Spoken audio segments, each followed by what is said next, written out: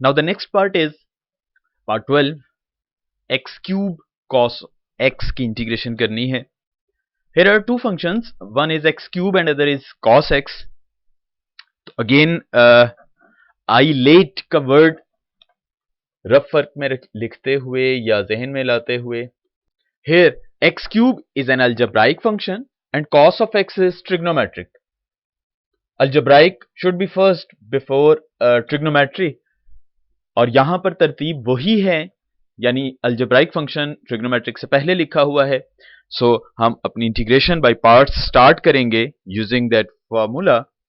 लिहाजा first function as it is रहा, x cube cos x की इंटीग्रेशन। ये डायरेक्टली हम पहले भी बात कर चुके हैं, आप इस वो फॉर्मूला लिखे बगैर स्टेप स्किप कर सकते हैं। कॉस एक्स की integration sine x minus sine x as it is, मतलब जिसकी इंटीग्रेशन कर ली है, जो v हम फॉर्मूले में लिखते थे ये वही आ गया, और एक्स क्यूब जो फर्स्ट फंक्शन था उसका derivative 3x²। So the next step is x cube sine x, integrate हो चुका है, ये एज इट इज आ जाएगा। -3 is the constant term, integration के साइन से बाहर, x² साइन एक्स बच गया आपके पास। अगेन अभी भी हमारे पास इंटीग्रेंट के तौर पर दो फंक्शंस एज अ प्रोडक्ट मौजूद हैं। इसका मतलब है again by parts integration use करेंगे हम लोग। So X cube sine x as it is रहा, -3 ये कांस्टेंट मौजूद है। अब इस पर जब बाय पार्ट्स हम अप्लाई करेंगे तो x² as it is first function, sine की integration which is minus cos X, ये माइनस फॉर्मूले का जो बाय पार्ट्स में आता है, इंटेग्रल माइनस कॉस एक्स, ये दोबारा एज इट इज लिखेंगे, और x² का डेरिवेटिव 2x। सो ये इंटीग्रेशन बाय पार्ट्स हमने इस पर x² साइन एक्स पर लगाई कि u as it is v का इंटेग्रल, फिर v का इंटेग्रल आता है और u का डेरिवेटिव 2x। तो इस तरह आपके पास इंटीग्रेशन हुई x² साइन एक्स की। ब्रैकेट ओपन की तो x³ sign x minus and minus, ये 3x², यहां से बचा minus cos x, minus and this minus will become +3, और यहां से माइनस कॉस एक्स 2x आ गया। Now x³ sign x minus and minus +3x² cos x, and plus and minus will become -3 2s are 6, integrant के तौर पर x and cos x आ गया। Sorry, this one is extra x, तो x cos x। Again अभी भी हमारे पास दो functions in the form of product मौजूद हैं इंटीग्रेंड में, लिहाजा अगेन हमें यहां पर बाय पार्ट्स का फॉर्मूला यूज करना पड़ेगा, क्योंकि दो फंक्शंस अभी भी प्रोडक्ट की सूरत में मौजूद हैं, इंटेग्रल का साइन अभी रहता है। तो फर्दर जब इंटीग्रेशन करेंगे तो x³ sine x +3x² cos x, ये तो एज इट इज आ जाएगा -6। अब x cos x की इंटीग्रेशन हो रही थी तो x एज इट इज रहा, cos x की इंटीग्रेशन साइन एक्स माइनस फिर साइन एक्स, यानी जो v का इंटेग्रल कर लेते थे वही यहां पर आता है, और x का derivative which is 1। Now x³ sine x 3x² cos x, ये तो वैसे ही आ गया, -6 मल्टीप्लाई हुआ x साइन x है, और माइनस एंड माइनस +6 इससे भी मल्टीप्लाई होगा, और इंटेग्रल में आपके पास सिर्फ अब साइन x बच गया है। एक सिंगल फंक्शन है और साइन x का इंटेग्रल अवेलेबल है, ये फॉर्मूला लगाया तो x³ sine x +3x² cos x, ये वैसे ही आ गया, -6x sine x as it is आ गया। अब साइन x की सिर्फ इंटीग्रेशन रह गई थी करने को, तो साइन x का इंटेग्रल हुआ माइनस कॉस x, और plus constant of integration add किया।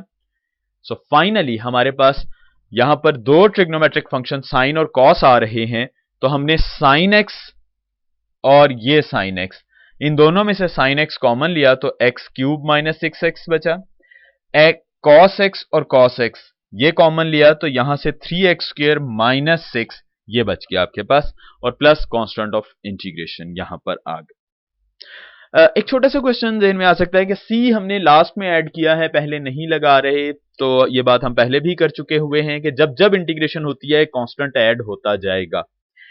यहां भी जब हमने फर्स्ट टाइम किया था तो एक कांस्टेंट आएगा, से c1 कह लीजिए, जब इसको इंटीग्रेट किया था c2, यहां पर जब x sin x इंटीग्रेशन हुई तब भी एक कांस्टेंट आएगा, से c3, और जब फाइनली sin x किया तो हमारे पास अनदर कांस्टेंट आएगा c4 के नेम से, यानी यहां पर जब इंटीग्रेशन करेंगे तो c4 आएगा। तो देखिए आप लोग यहां c1 प्लस c2, ये माइनस से c3 और प्लस c4, जब हम डिफरेंट कांस्टेंट्स ऐड या सब्ट्रैक्ट करेंगे, लाइक अगर हमारे पास कोई कांस्टेंट्स नंबर 2 -5 +3 +4 ये इस सूरत में मौजूद हैं, तो आप देखिए 3 + 2 5 -5 0 +4, तो रिजल्ट भी तो एक कांस्टेंट नंबर ही आता है। लिहाजा हमने बजाय इसके के सारे कांस्टेंट्स लिखते, हमने एंड में जब लास्ट इंटीग्रेशन की तो एक कांस्टेंट ऑफ इंटीग्रेशन ऐड कर दिया। लेकिन बहरहाल जब जब इंटीग्रेशन होगी ये कांस्टेंट ऑफ इंटीग्रेशन ऐड होगा, और इस तरह आपके पास हमने सिर्फ लास्ट में c लिख दिया, और यही आप प्रैक्टिस बाकी क्वेश्चन में भी कर लीजिए कि लास्ट में जब लास्ट इंटीग्रल हुआ तो आप c ऐड कर दीजिए, तो इस तरह आपके पास कांस्टेंट ऑफ इंटीग्रेशन आ जाएगा।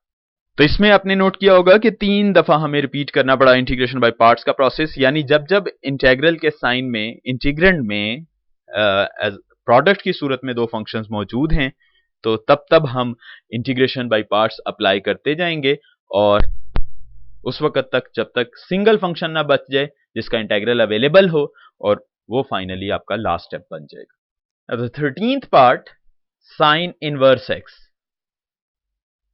सिंगल फंक्शन, और ये हम पहले भी बात कर चुके हुए हैं जब हमने tan इनवर्स के क्वेश्चन किए थे कि इनवर्स फंक्शंस के इंटीग्रल अवेलेबल नहीं है, और जब जब इंटीग्रेंड में सिंगल फंक्शन आएगा जो कि इनवर्स हो, साइन इनवर्स या tan इनवर्स या log भी, तो उस सूरत में हम अपने पास से एक सेकंड फंक्शन अटैच करेंगे 1 की सूरत में। कोई क्वेश्चन में फर्क नहीं पड़ेगा क्योंकि sine inverse x into 1 remain sine inverse x, लेकिन इस तरह आपके पास दो फंक्शंस नजर आ जाएंगे हमें, और उसको हम बाई पार्ट्स कर कर आगे चला सकते हैं।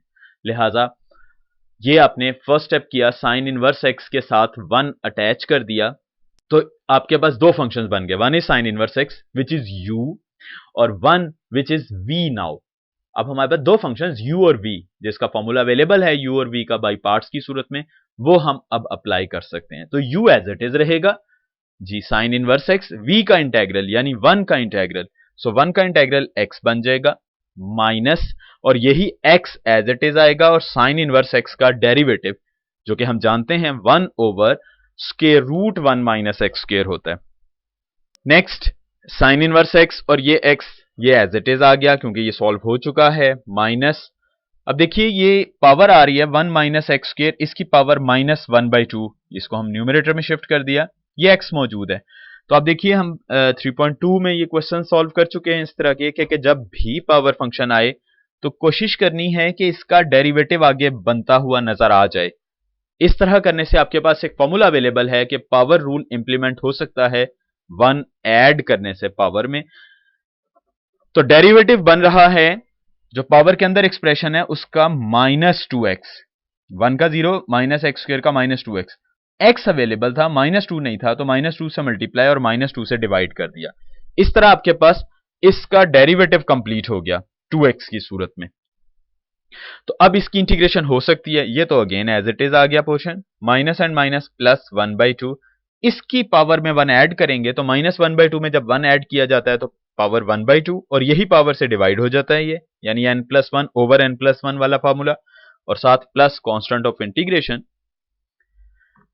ये 2 से कैंसिल होगा, तो x sine inverse x plus square root 1 minus x square बच जाएगा, and plus constant of integration. So this one is the solution of sine inverse x की इंटीग्रेशन।